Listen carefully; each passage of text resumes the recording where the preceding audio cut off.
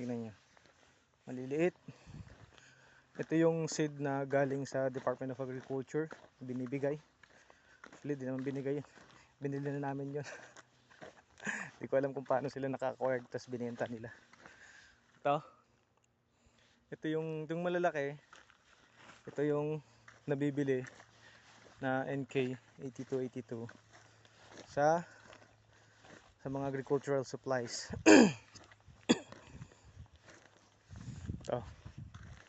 Tapos itong maliliit, tira na to, ito. Yan. Tira yan doon galing doon sa kabilang maisan din namin.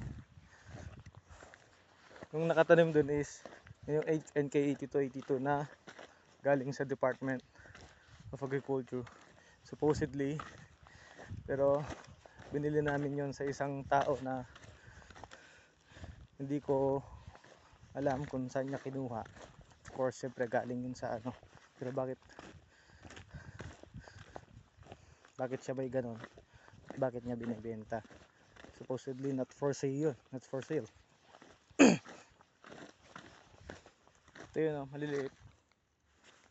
Kung ikukumpara dito sa kabila, hybrid na NK yung nabibili. So, yun yung pagkakaiba. Same day old to, parehong araw siya tinanim. Nagkulang kasi to, mas malaki kasi to kumpara dun sa kabila. Ayan, nainikot na natin. Pagod ako. Ayan, yung dulo niya. Doon. Sulok. Ito. Nagkulang kasi yung isang bag dito Masyado kasi malaki to. Kaya, yung tira doon sa kabila is ilagay dito. Ano yung pagkakaiba? Liliit. This is almost actually 1 month na to. Ano yung pagkakaiba? Lalaki, di ba? Let's compare dito.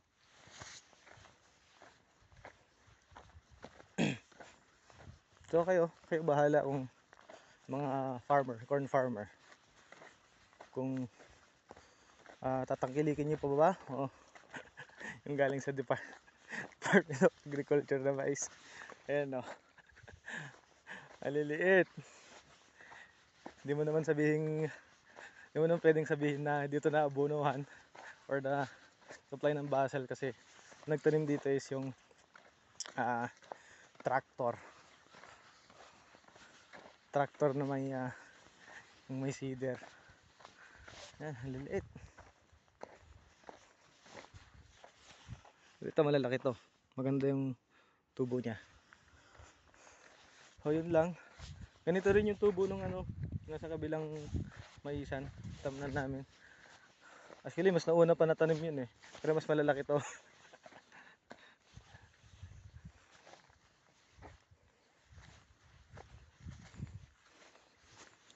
Wala pa namang gaanong weeds na tumutubo. Ito may paragis. Tanggalin natin to. Yun. May mga broad leaves dito. Ito. Mas magandang tanggalin, no? Iwasan natin mag-apply ng pesticides.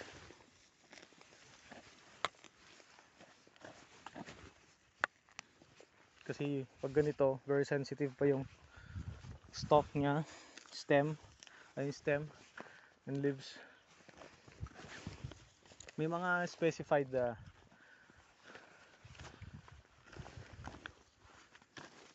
herbicide na pwedeng i-apply din dito sa mga leaves na ganito. Yung mga non-selective yung mga selective na herbicide, iwasan lang na mag-apply ng non-selective. Apply mo, pinapatay lahat tulad ng mga dead shot, mga ganun, cordy. Sa mga ganitong stage naman hindi pa kailangan ng herbicide. Pesticide pwede pa kung may mga presence ng weeds, ng insect pest. As of the moment wala naman. Pagod ako dun. So ayan, Ito rin to, ito. Same. Diba, may awang pa dito. Sayang lang, hindi natamnan. Ito, mga NK8282. Same day sila. Tinanim. Ito, mga nauna pa to eh. Oh. Yung tapos nag-apply na rin to ng ano, herbicide. Kaya may mga parts na hindi namatay. Hindi ko alam kung anong herbicide yung gamit dito. Yun, tignan nyo yung mga lupa nagbitak-bitak na. Very drought. So pag ganitong ano, tapos nag-apply ka ng herbicide, tapos mataas yung concentration, no? Hindi siya advisable pag ganun. Ayan. Dito sa amin ha. Ito yung sa amin. Kung sabihin yung amin yan eh, kakahiya naman magtatanim ako. Ito yung sa amin. Ito rin ulit yung ano, side effect ng pag-a-apply ng herbicide. Pag very drought yung lupa, nagiging ganyan siya. Oh. So side effect siya ng ano, ng tagtuyot. Pero bakit ito maganda? Diba? Yung lupa niya is friable. Hindi man siya ganun kabuhaghag, pero maganda yung lupa niya as compared dito, compacted. Yung mga side effect ng paggamit ng herbicide, pamatay damo. Tapos nakahalo na yan sa lupa, hindi na siya maganda. Mas possible, iwasan natin kung malilit, wala namang ganong damo, mag-apply. So dito kasi sa amin, hindi na uso yung mga cultural practices tulad ng pag lamong, ano ba sa Tagalog yun, yung healing hap. Yung lightning air, yung arado mo yung between row, healing up. Actually mas efficient nga yun eh, mas maganda yun yung ganun, compare sa pag may mga ganyan maliliit pa lang naman na damo, tas herbicide agad. Although may mga ginagamit na herbicide na for post-emerge and pre-emerge I should say, mga pag ganitong klaseng weeds. Nahilo na ako. Ito, nauna pa to nagtanim. Pero kung mapapansin nyo, mas maganda yung tubo nitong sa atin.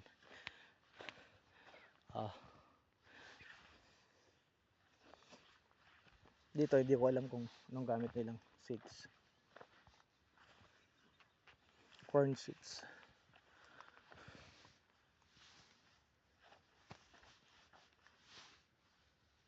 Yan. So yun. Hanggang dito na lang. Actually nag-visit lang ako. Site visit, farm visit. Ano man yan. Kung magsa-site visit kayo, do not wag kayong mag-visit ng ganitong oras. Ng oras na 11. It's 11:28.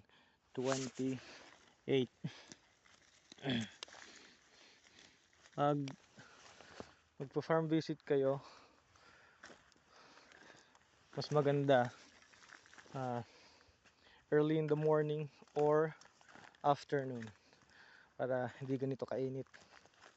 Although wala namang araw, pero yung humid temperature is nakakapagod.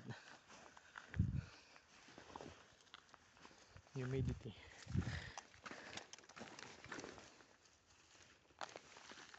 May mga parts na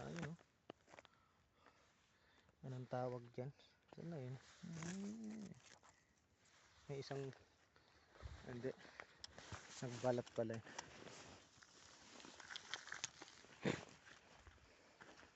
Ito, may mga paragis na tumutubo, kailangan nating tanggalin. Ito, tamo, hirap close.